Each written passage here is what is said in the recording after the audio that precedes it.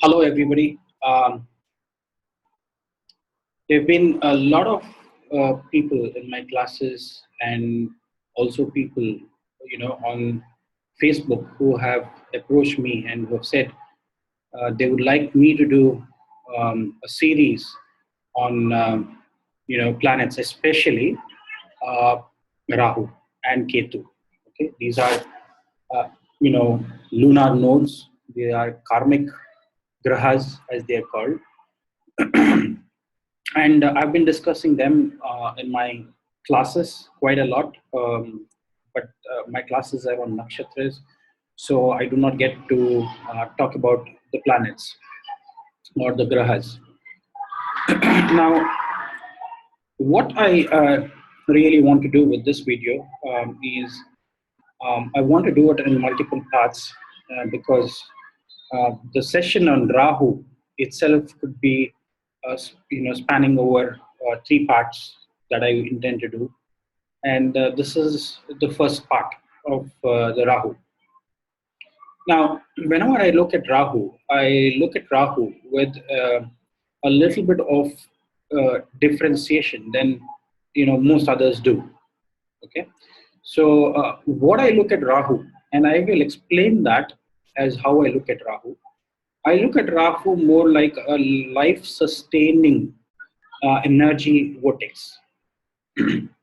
Okay, so what is life-sustaining about Rahu, and why it is an energy vortex? And our ancient seers have also called it as a graha. Okay, they've given it a planetary status.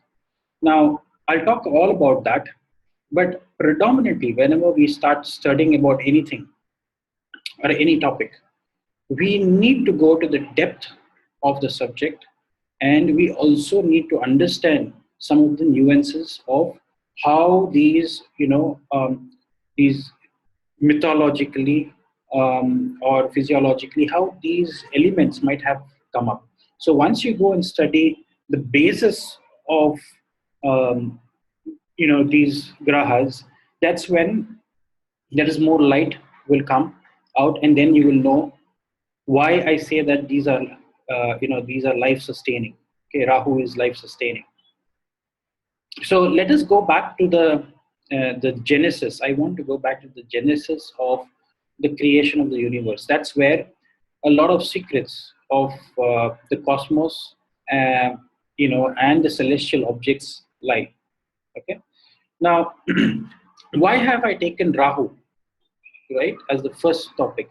Now, whenever you look at the hierarchy of planets, you always see, as per our classics, that Rahu and Ketu have been given a very high status in terms of all the grahas. And that is why predominantly you see, even when you look at the chakras that you have, the seven chakras that you operate, there are more than seven chakras, okay? But let us fix to the seven chakras.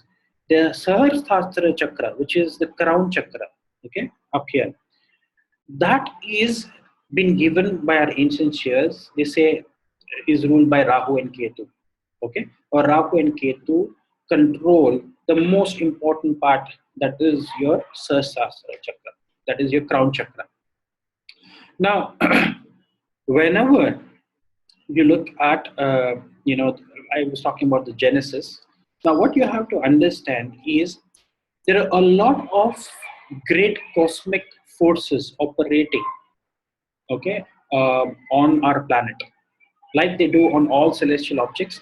There is a great influence of these forces that you see, and these forces come from distant regions, okay, in the universe. Especially, you can see that these forces come from constellation of stars, or star clusters, and these cosmic energies travel quite a long distance. But whenever they enter our solar system, then you have these cosmic decoders and transmitters, what we call as grahas, or what we call as planets. Basically, what these planets do in motion, whenever they are in motion, okay, and they absorb these energies of these, which comes from the outer world of stars and constellations and different galaxies, and they decode that energy, they synthesize it with the inherent energies that are there within them, and then they transmit it ahead, towards us. Now, these grahas, with that understanding, you can say these grahas are great conductors of energy by virtue of their motion. Okay. Now, it is purely rational and even supported by theories in modern physics that the genesis of this universe was based on the Big Bang theory. Okay. So what you understand from this is, whenever the system or the universe is in perfect harmony, or they are in perfect balanced state, then it leads to a nature of no creation, which means there could be no creation if the entire universe was to be perfectly balanced. Okay, so you have the earth, you have the planets going around it, but they keep on going around it, but there is nothing happening on planet earth. Okay, this is the scenario, because if you're seeing the event to be perfectly balanced, then there is no creation. So what you want is disruption. What you want is chaos. Whenever there was chaos, whenever there was destruction, whenever there was big bang, that is when, okay, uh, there was manifestation of imbalance, okay, in the nature and the cosmos. So this imbalance in the cosmos led to life on our planet. Okay, so whenever there is an imbalance, that is where, you can see the causative forces of the imbalance which is created by an exploding star, or an exploding or an imploding uh, planetary, so like a system, planetary system like our system. So something which implodes, something which explodes, something which becomes a hypernova. So there is excess of energy which is generated, and the the the calm after the storm, as they say, after this Big Bang theory is when things settle down, and that's when it gives the time for creation. Now, why I'm reiterating this is, that is where, it supports all theories of saying that, Shiva, as we say, comes in the end and he destroys everything. But I say Shiva comes in the beginning, because destruction and dissolution and chaos is the genesis of the imbalance that is created in this universe. And through this imbalance, which is created by Shiva, okay, is when the work of Brahma begins. Okay, when Shiva, there is destruction. Whenever there is dissolution, that is when, after dissolution, after the destruction, is when Brahma's remit starts. That is his realm. He start creating things. So, which are those elements or entities that support this imbalance that we essentially have to take reports to? Is, on our planet, you can see that there are three entities. Basically, it is the sun, okay, which is the primary source of energy, and then it is the moon, which is one of the only celestial objects which revolves around the planet Earth, and then there is planet Earth itself. So this interplay, or this relationship between these three entities, actually led to life being breathed on our planet. Okay, it's the sun, the moon, and the earth. Now, sun being the primary energy and the light, is essentially becomes the father principle. Okay, and that is why you say, sun is the cosmic father, and moon being very close to earth and revolving around it, it is like the mother principle which is operating. Why? Because the mother is very close to his child and takes care of its child, and is very, very close to his child. So it is the father principle and the mother principle, which is the cosmic, the sun and the energies of the mother, which is the moon, the Luna. Essentially, the interplay between these two, planets, okay, or these two grahas, created the causative forces, which gave rise to these two powerful energy vortexes or cosmic energy points, as we call. And this cosmic energy points or these cosmic energy vortexes, okay, what we see is the ancient seers saw that these energy vortexes, which are formed by the interplay between the sun and the moon, have significant influence, and they have a hidden gravitational like force, and that is why they are called as lunar nodes.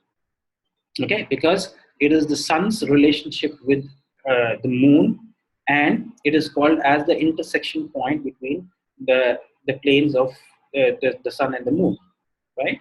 And so these were called as the lunar nodes. Okay, so these were the energy vortexes that the ancient seers saw has a great influence on us and our planet. Now, like the lunar nodes that we call them as Rahu and Ketu, the north node and the south node. Similarly, you can use the same principles and you can understand that there is also a similar sort of relationship between the sun and different planets, okay, in the solar system. And each of these planets try to transmit their energies through their nodes.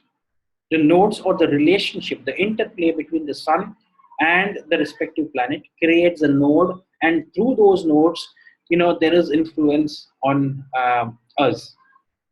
Now, there is a question which might arise, which says, then why are the lunar nodes so very important? Why don't we talk about the nodes of Jupiter? Why don't we talk about nodes of Saturn? Why don't we talk about nodes of Mars? The reason is the moon is the only celestial object that orbits the earth, and hence the influence of the moon and its nodes, right, are much more significant for our planet than the nodes of the other planets, because they don't revolve around, or they don't revolve around the earth, they revolve around the sun, right? So that is the main difference that you see, that there are also nodes like the Rahu, okay, of Jupiter, of Mars, and every other planet, but they have a different way of impacting us. So, but let us stick to the topic of these lunar nodes today. Now, if you look very, very deeply and esoterically, if you see that these are the yin yang principles that sustain life with their dualities and their polarities. Now, why do I call that yin yang? Is because it is a perfect, the opposite. Rahu is on one side, and then 180 degrees exactly on the other side is the intersection of Ketu. Okay, so these bring in varied flavors, although they are one body, but two polarities, two forces operating, two distinct forces operating. Okay, essentially being the same energies. Now, what did our ancient seers look at this? They said that these were illusionary parts. These are only, they create a sense of life sustenance, and these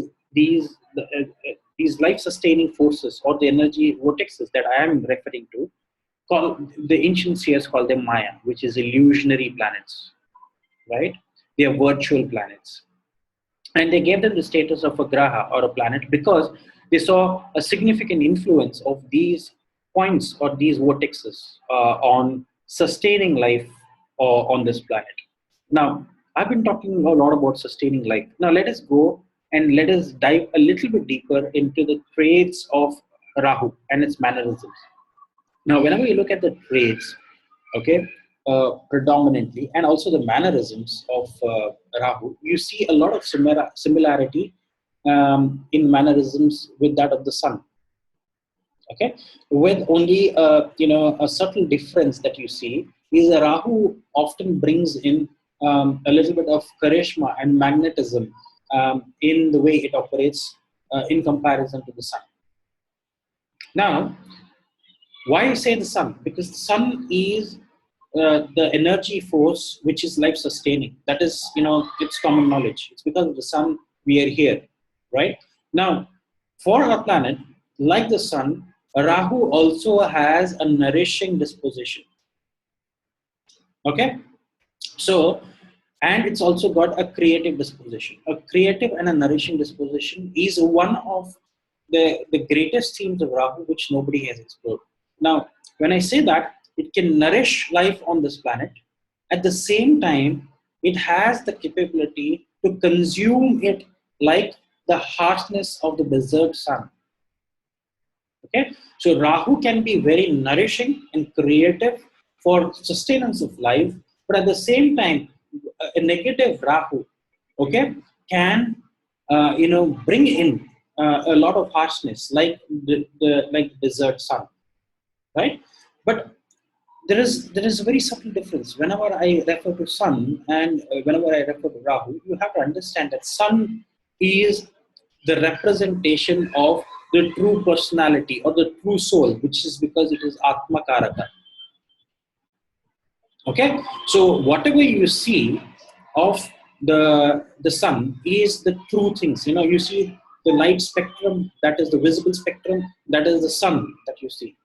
Now, Rahu brings in a little bit of illusion, right? What is hidden. So, Rahu, you can say, is not the natural light that you see from the sun, but it is the electric bulb that glows in your house. So, it brings in the same effect of a light, but it's not a natural light. Okay, it is an illusionary light, or it's a Maya. Okay, it is not the original source of light. So, with that, when you see Rahu essentially, okay, represents the outer personality that has been formed through our experiences in numerous lives. Okay, so this is the environment that Rahu creates for everybody to sustain us in life. Okay, is because of the various experiences that we have accumulated through numerous lives. That is what you see is Rahu's main domain, and Rahu brings in various qualities which makes you thrive and to move forward in life. If not for Rahu, then you wouldn't have the interest and the hope and the aspirations to achieve many things in life.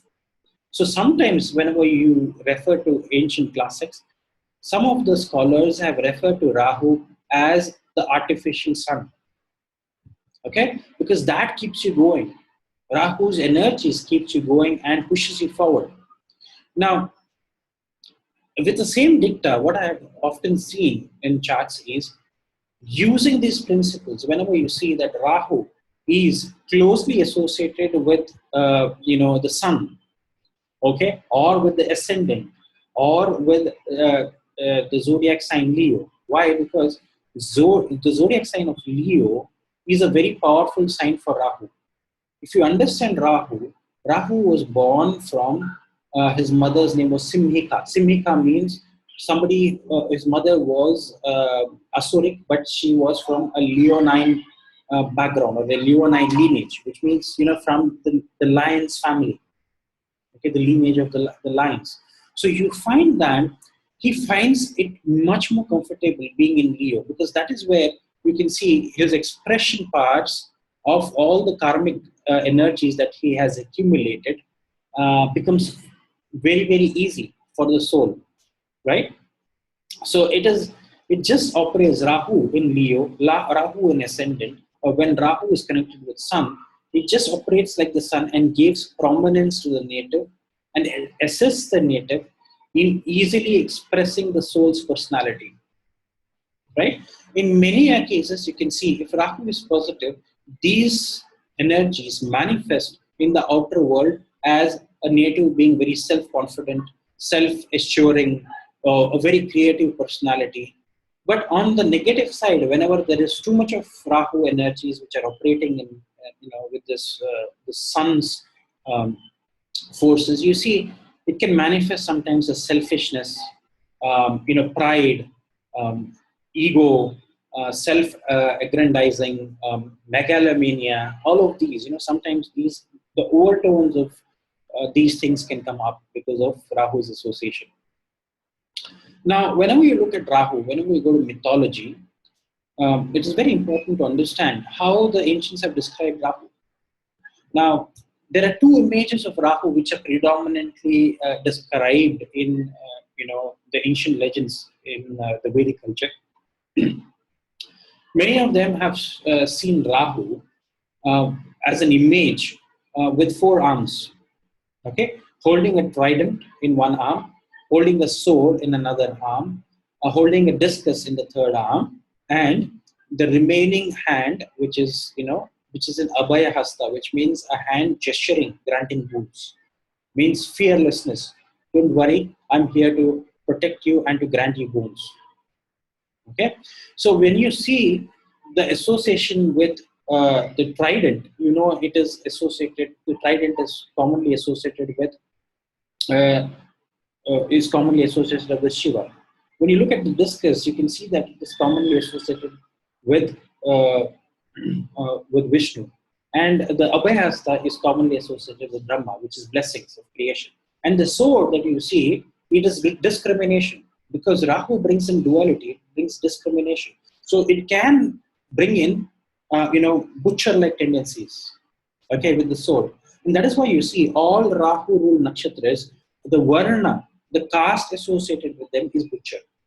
In Sanskrit, the word for butcher was Ugra. Ugra means somebody who's fearsome. Okay, so you can understand a lot by knowing this. Now, the head of Rahu, of this image that you have with the four hands, the head of Rahu is facing towards the southern direction.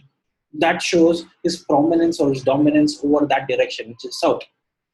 He is decorated with hessonite, which is called as gomed, okay, with a crescent jewel of hessonite, and is often seen riding on his mount, which is the lion.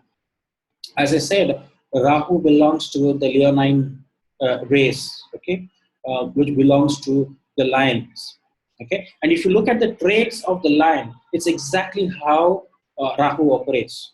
We look at the lion, in the middle of the night, it goes hunting for its prey, and it approaches its prey very secretively, very silently, crawling down, trying to avoid all attention of, its prey, being very silent, and suddenly it takes the prey by surprise.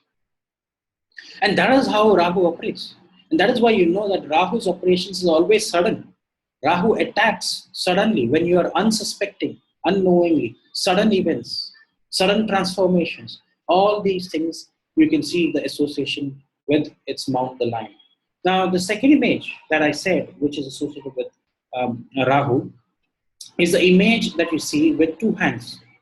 One hand holding a blanket, which shows that he has even the protective abilities, and the other hand, it shows holding palm leaves, okay, which means he has the power to give you your future, because the palm leaves usually are being used in Nadi Shastras to to tell about your future and your past. So it can tell you about what your past are, what your past karmas were, and because of which, what is your orientation for the future now.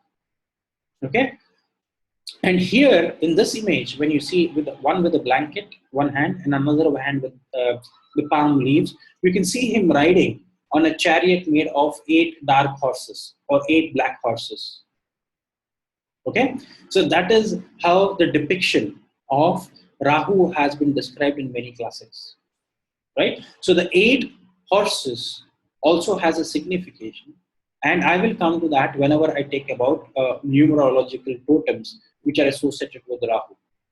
Okay, so 8 becomes a very important number numerologically also for Rahu. And I know many of the numerological systems take the number 8 associated with Saturn. But also remember that Rahu is only a higher octave or a higher harmonic of Saturn. So it brings in great overtones of Saturnian qualities as well. Okay. So let's go and whenever you have to study about any graha, what you need to do is, like every doctor, a trained doctor, okay, somebody who's a doctor, he's being trained and he becomes a specialist. For example, a cardiologist. Okay, a cardiologist doesn't become a cardiologist just by reading books. Okay, he practices by reading books for a couple of years, 4, 5, 6 years, and then he goes into specialization. After he does his MBBS, he goes on to do his specialization in cardiology. Similarly, if you have to understand Jyotish, if you have to go further down in Jyotish, it is very important that you set up an astro gymnasium. I use this word astro gym. Why? Because that is where you are going to practice and you're going to work out on a day-to-day basis on different parts of your body. Like you go to the gymnasium, what do? Today you say, I'm going to work on my abs, my lower abs. Tomorrow I'm going to work on my upper abs. Day after tomorrow I'm going to work on my forcep, my arms. So there is different workouts. Okay, there are different ways of working out. And similarly, with these, when you do astrology, you have to keep working out on different planets. And to work out on those planets, you have to, by essence, you have to know everything what they stand for, what they mean, what appeases them, what they wear, what they eat, which places they like to be in, everything. The more you know about these grahas, the more, whenever you go and do a holistic reading involving all planets, that is when this fundamental or foundational knowledge becomes very, very profound and very important. Okay? So let us go. I have jotted down some of the key themes of Rahu. I wanted to share with them, and I would share more of such themes in the second part of this series. But for today, let us go and see, what Rahu and what are the key attributes and qualities of Rahu, right? Now, whenever you look at Rahu, first thing what you have to know is Rahu's association. Who is the Rishi and what is the Gotra he belongs to? Now, Rahu is often associated with a Rishi called Vamadeva. Okay? And his Gotra is Paitinasa, Paitinash Gotra. Okay? That is the Gotra that he belongs to. Now, again, what is the physical appearance? What is the physical appearance of Rahu? All Rahu, strong natives would have a tall structure, and they would have essentially a very windy constitution. Okay. Now, look at the consort of Rahu. Rahu's consort is called as Simhi Devi. Simhi means, again, somebody who's from the Leonine race. Okay, his mother was Simhika, but his wife is Simhi. So again, his association is very clearly shown towards the Leonine race or the cat family or the lions. Now, whenever you look at Rahu, you also have to understand what Dasha avatar of Vishnu that is which represents Rahu. Now, what you have to understand is Rahu represents a Varaha avatar. Okay, it is the wild boar avatar of Mahavishnu. It is a form of a pig. So wherever areas where you see wild boars in forests, or whenever you see pigs in certain areas, you obviously have to know that those areas have very strong Rahu energies. Of course, there are other things that you have to see. Wherever wolves would frequent those lands where they were, serpents or snakes. Wherever there are scorpions, wherever there are termites, wherever there are anthills that have happened, all these areas have very strong Rahu element. Okay, dried woods. Okay, all of these areas become very strong areas of Rahu.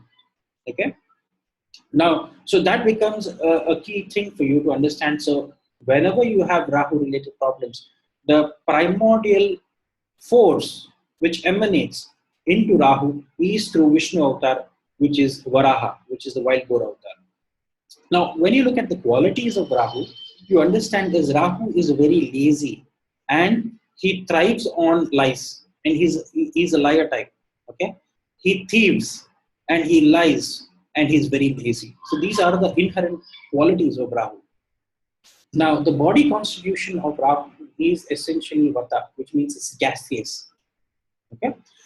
Now, the color of Rahu that you know is officially, you see, mostly you see it is black, but there is also the ash color, okay, which is often associated with the Rahu. So I have tried to use Rahu's elements in these slides. If you see, it is, black and white yin yang, or it is black and gray, the ash color. So I've tried to use these elements to bring in Rahu's qualities. Now, essentially, Rahu's portfolio is the lower class people. Okay. Now, when the positive overtones or the positive energies of Rahu are operating, Rahu is none other than a Robin Hood. Okay, the qualities of Robin Hood are exactly how. Why? Because Robin Hood is lawless.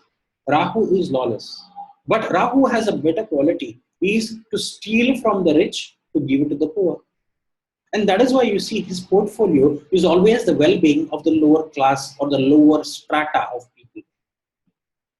Okay, so that is where he's more concerned about. So you see the Robin Hood type people have very strong Rahu element, and that is the positive Rahu element which is operating. Now, look at the direction of Rahu. All classics say the direction of Rahu is southwest. That is where the energies of Rahu are the maximum. So even in the house, when you do a Vastu remedy, so you try to put all the heavy things on this, or you build a wall, okay, because you want to, you get the direction of southwest to be always covered with high walls. That is where the Rahu's energies are most predominant.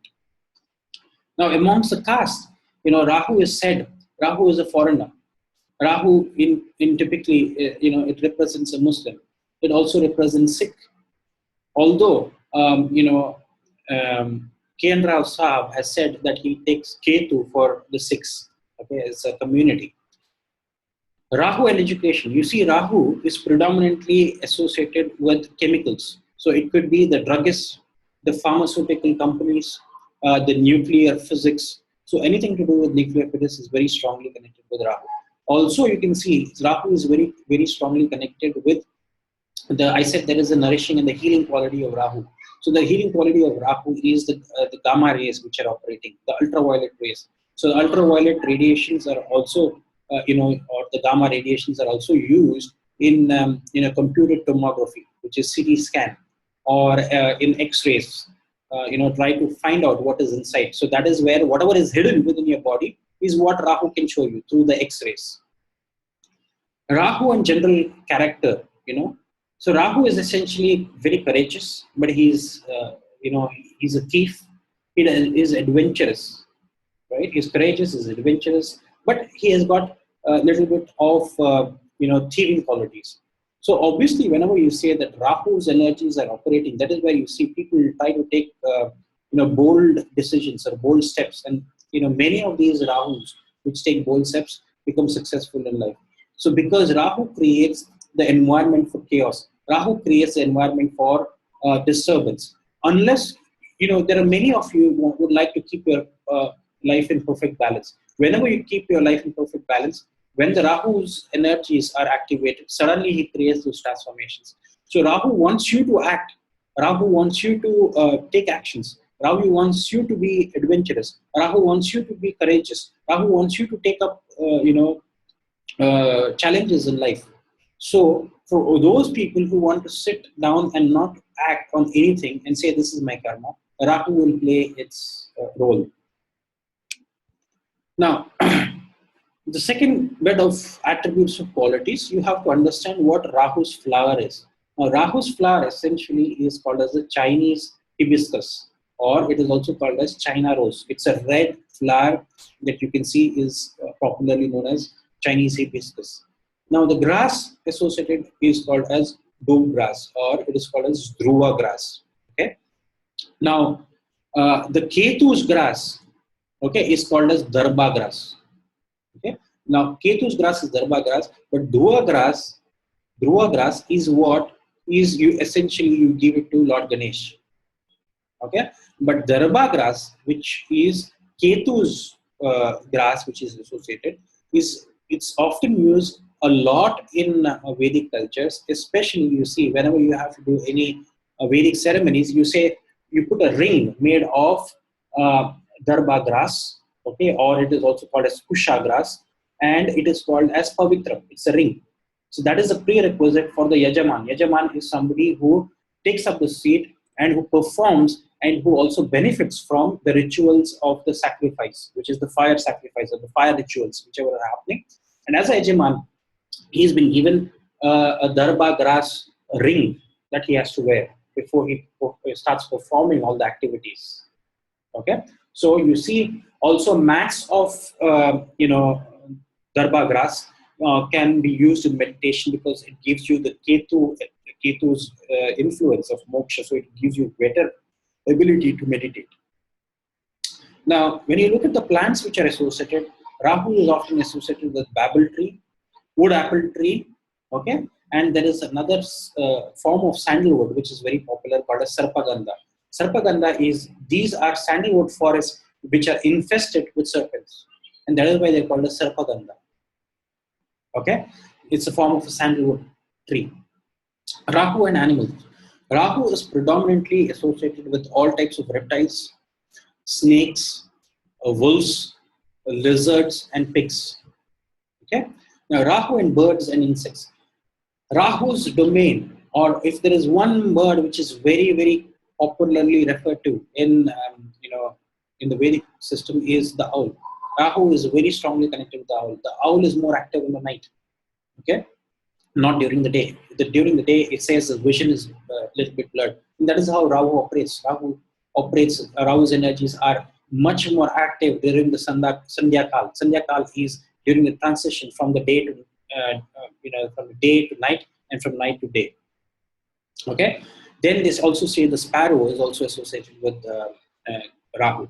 Now, then all types of mosquitoes, bugs, termites, and black ants specifically are said to be ruled by Rahu. Now, there is also honeybees. Now, honeybees, according to me, is the strongest insect which is very strongly connected with Rahu, because the honeybees operate and can be able to microscopically understand how much of honey is there in the flower, because their eyesight works on UV radiations, and UV rays are what Rahu is predominantly operating over. Okay, so because of their eyes' sensitivity to UV radiations, and when they look at the flower, they can actually tell by looking at the flower, they can gauge how much of honey they can collect. Okay, so but I understand very clearly, honey as an object is not associated with Rahu. Honey is associated with Jupiter. Okay, the bee which collects the honey and takes it to the honeycomb, that is Rahu. So you understand that somewhere Rahu is also attracted to Jupiter because it loves honey, and it is the honeycomb which is the center of the wisdom, the knowledge. Okay, the honey bee is always attracted to the honeycomb, which is knowledge, okay, which is hungry, and that is the spiritual side of Rahu. Whenever you go deeper and you associate with Jupiter, you see Rahu's association with Jupiter will give them insight and great learning abilities and trying to decipher a lot of hidden secrets. Okay. Now, food items. Food items, Rahu is predominantly associated with the black gram, garlic and onions, okay, are a great no-no. And that is why you see many of the ancient people never used to have garlic and onion, predominantly because they are, they have Aphrodite's, qualities in them, which, drives, increases your sex drive. That is one of them. But they also are Rahu products, okay? Because Rahu is also about materialism. So that is where you see that these people, give up garlic and onion. Now, places. Rahu is associated largely with snake holes, anthills, graveyards, tombs, caves. I've said in terms of religious places, you can see Durga temples, mosques, and gurudwaras. This is where Rahu's energies are the most predominant. Rahu and human face. Okay. Now, in the human face, if you just look at every planet, can be represented by different parts of just the face, because face itself is Rahu. Rahu is only the face, right? That is the body part. The rest of the body is not there. So Rahu's influence on the face rules over the mouth, the lips, and the ears. Now, ears is a very predominantly, the domain of Rahu. That's what many of the classics say. And if Rahu is uh, very strong, then you say these people, could be very good listeners, or they could be hard of hearing. They could be deaf because if Rahu's energies are very predominant. The second thing they say, Rahu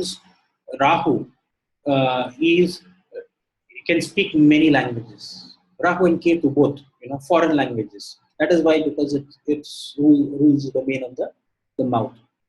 So multiple languages, sweet talking, again with the inherent motive of cheating. That is what they are sweet talkers because they want to hide their qualities. Now, Rahu and the other parts of the body, you predominantly see it is associated with intestine and the rectum. These are two very strongly. Intestine obviously is very much Rahu, okay, and rectum. And when you look at the Ketu, it is the anus. Anus is very strongly linked with Ketu. Now, Rahu and his associated diseases, you can go and look at all these diseases, stammering, stuttering, because again, it's mouth region, right? Leprosy, again, leprosy meaning say it is connected with Saturn, but it also, I said, Rahu is an higher octave of Saturn. Accidents, murders, sudden death, suicide, all of these are somewhere, or snake bites are all connected with Rahu. But there is also, you can see that sexual perversity, homosexuality, lesbianism, all these are, generational, phase of mind of people, again come under the domain of Rahu. Okay? Because Rahu believes in counter-culturalism, doing something which is very different or going against the grain or going against, societal norms. Because I said Rahu is outlaw. Okay, do anything which is against the law, or do anything which is against the social caste system or social customs and rituals. That is Rahu for you. Okay, Rahu is essentially associated with witchcraft and black magic. And in Vastu, if there is a Vastu defect, okay, of course those defects because of a bad Rahu will always reflect in the southwestern region. And they also say Rahu is strongly connected with Godown. Godown is a place where you dump your waste material or something that you store, okay, for use. Now, beautiful thing about Rahu and household articles. Now, you have to know that predominantly, whenever you look at household articles, that will give you an indication of how much of Rahu energies are operating in your house. Okay, so look at the curtains. Okay, now the curtain is a Rahu object. Why? Because this curtain actually is used to block the sun rays from coming in. And remember, Rahu essentially eclipses the sun.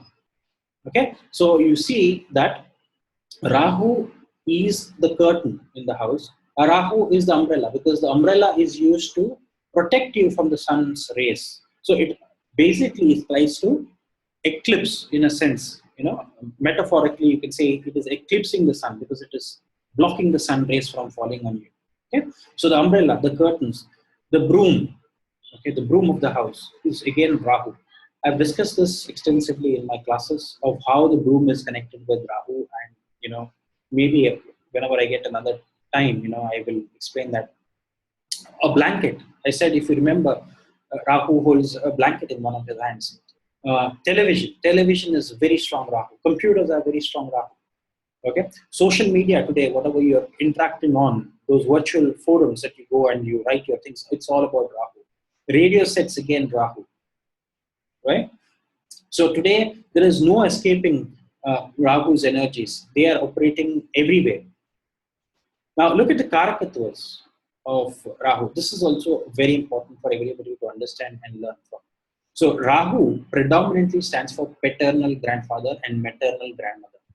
All foreign travel, all anything related with the aviation industry, aerospace, your experiences with unidentified flying objects, UFOs, astronomy, photography, okay, smuggling, theft, everything. All these things are very strongly Rahu. Okay, anything which puts you in a state of illusion or hallucination or a shade is again Rahu. Okay, so you can say even the dried woods, that you see are predominantly Rahu. Or a dried grass, okay, a dried grass area is also Rahu. Dried leather, they say, is Rahu. Corruption, accidents, gastric troubles, all of them are Rahu. Okay, so if you understand where Rahu's energies are operating by knowing, Rahu also said is operating very strongly at the crossroad of four roads. When the four roads meet in a desolate region, or in a secluded region where there are four roads meeting, that is Rahu's energies are the most powerful. Okay, in the house they say the main entrance door is Rahu and the rear entrance door is Ketu. Okay, whenever you see cracks on the walls of your house, again they say there is some Rahu element. Also, certain times when you see cracks, it also represents Ketu. But if you see cracks in the wall of the southern side, or on the front door somewhere related to the front wall, and it is Rahu. On the hind side, it is always Ketu.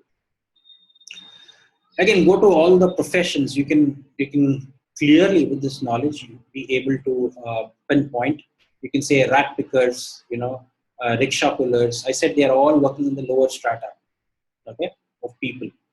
But also from the other side, you can see great scientists, okay, great photographers, great actors, people associated with the movie industry, okay, gas agents, people who are interested in buying and selling objects. All of these have very strong association with Rahu, because Rahu is airy.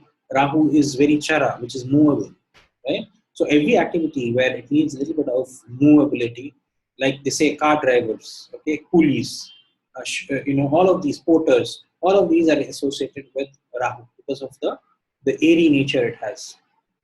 Now, Rahu and curses. Now, there is a saying that whenever there is, what is Rahu's play in causing of childlessness?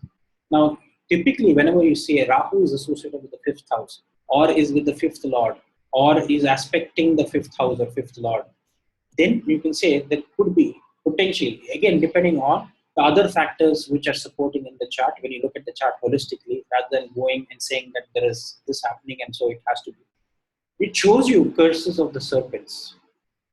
Okay, Rahu's. Now, which is the deity and what are the prayers that you're going to say if you are associated, if Rahu is giving you problems. So in Rahu's energies are very strongly with a deity, an archetype called as Bhadrakali. Okay, she is the overlord of Rahu essentially, as per some of the classics. But also later on, they have also adopted Durga as the overlord of Rahu. Okay, so the prayers that you often would want to say to get the protective energies of Rahu is Durga Kavacham.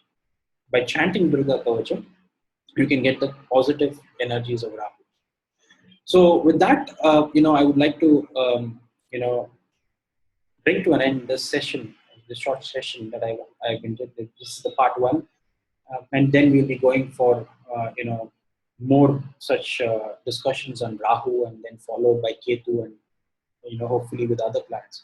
But with this lesson, I'm hoping that you have been able to get the essence of Rahu and not have fear mongering that Rahu is always bad. Rahu is the energy because of which today we are sustained. Okay, this is a life-sustaining energy. It is an energy vortex. Wherever Rahu and Ketu are seen in a chart, you can always know that these are moving energy vortexes in your chart. Okay, they take 1.5 years to move from one house to another. Basically, they are only an interplay between the sun and the moon. Okay, so they are essentially giving you the energies of the sun and the moon through the nodes. Okay, so I hope you have enjoyed this session, and see you next for the next lesson pretty soon. Thank you very much.